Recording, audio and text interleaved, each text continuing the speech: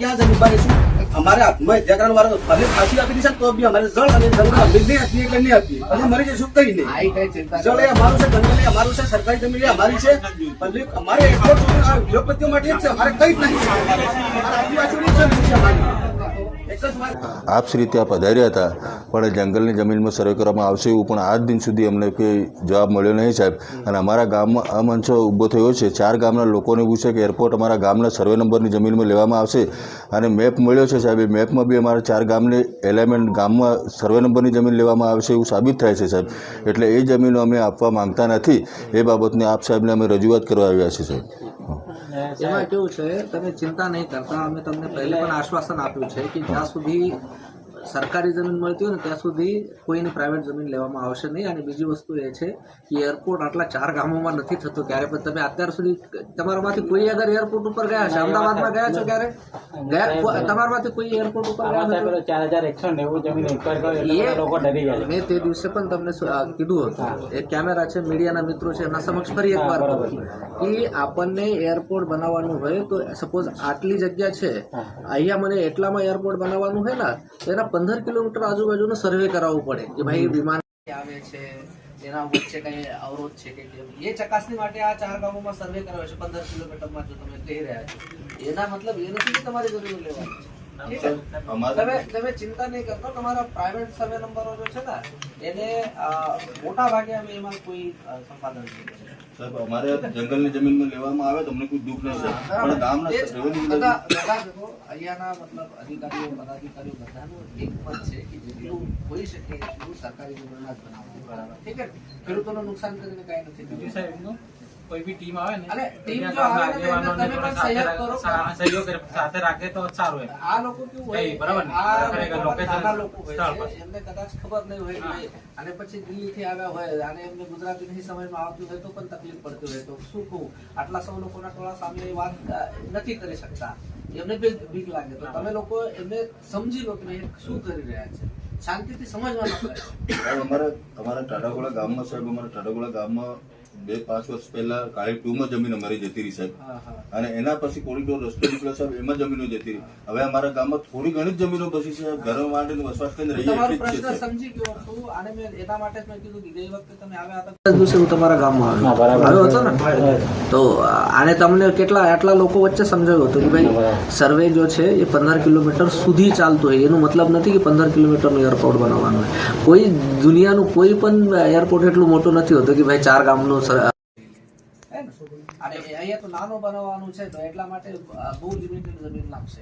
અને એનો જો નકશો તૈયાર થઈને આવશે ને તો પછી ગામમાં અમે પ્રસિદ્ધ કરાવીશું કે ભાઈ દેખો આટલી જગ્યા આપણને એરપોર્ટ માટે જોઈએ.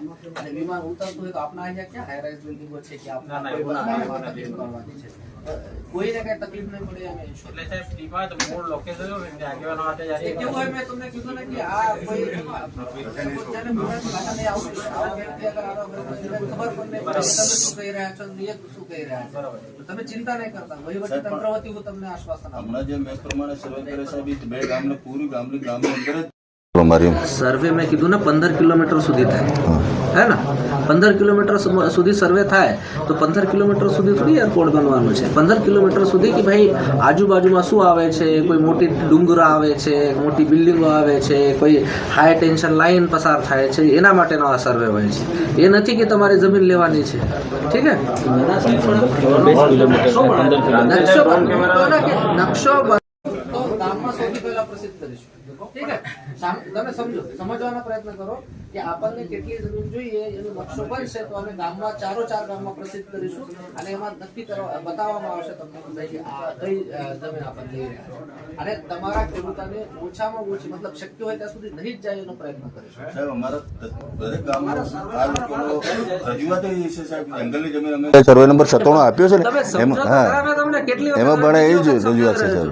તમને કોઈ પાસે જવાની જરૂર નથી હે ને, કોઈને કઈ પૂછવાની જરૂરત નથી. જ્યારે સર્વે તૈયાર થઈ જાય અને જે સર્વે નંબરનું આપણને એરપોર્ટ માટે લેવાનો હશે તો હું આપના ગામમાં લગાડી દઈશું નકશા કે ભાઈ દેખો આટલી જ જમીન એમાં જવાની છે. ઠીક છે, સર્વેનું અને આ એરપોર્ટના જમીનનું એનું 100% સાથે સાથે કઈ લેવા દેવા નથી.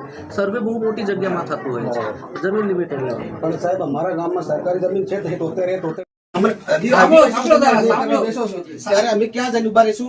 અમારે આત્મહત્યા કરવાનો વારો ભલે ફાંસી આપી દીધા તો બી અમારે જળ અને જંગલ અમે નહીં આપીએ એટલે નહીં આપીએ. અમે મરી જઈશું કઈ નહીં. જળ એ અમારું છે, જંગલ એ અમારું છે, સરકારી જમીન એ અમારી છે. ભલે અમારે એરપોર્ટ ઉદ્યોગપતિઓ માટે જ છે, અમારે કઈ જ નહીં. અમારા આદિવાસીઓની જમીન છે અમારી. એક જ વાત છે અમારા ભાઈ, બિલકુલ વાત નહીં. તમે કીધું ને કે તમારી જમીનને કાંઈ નહીં થવા સરકાર અમને શું કે છે, એક ઇંચ જગ્યા તમને ના આપે, પણ અમે સરકારને એક ઇંચ જગ્યા નહીં આપીએ. અમે બોલો હવે અમારા ફાંસી લેવા તૈયાર છે ને બધા? મરવા તૈયાર છે ને બધા? જમીન નહીં આપીએ. જંગલની નહીં આપીએ. હવે જંગલની આદિવાસીઓની તમારી છે, મૂળ માલિક છે ને આદિવાસીઓ.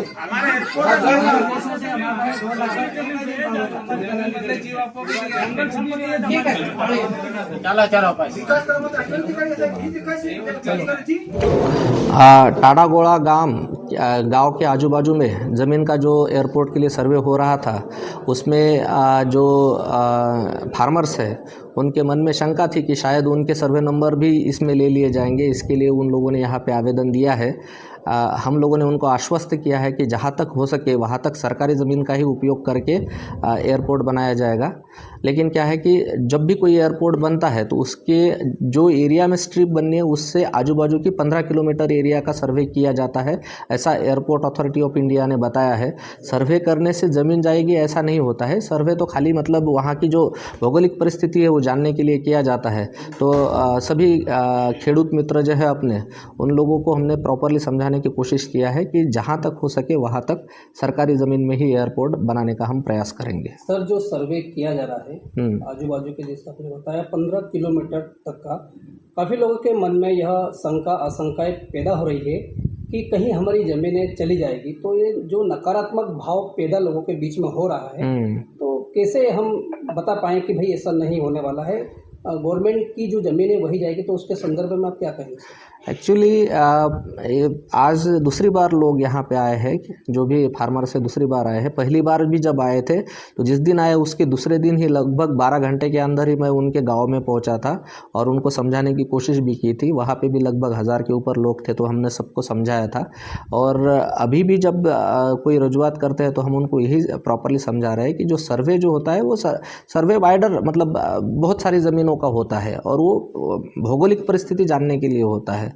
और इसमें ये डरने की ज़रूरत नहीं है। और कब जब भी कौन कौन सी ज़मीन एयरपोर्ट के लिए यूज़ होगी उसका जो फाइनल नक्शा बनेगा तो वो हम सबसे पहले चारों गांवों में प्रदर्शित करेंगे, तो कि लोगों को पहले खबर पड़ेगी भाई ये ज़मीन जो है कौन सी ज़मीन जा रही है।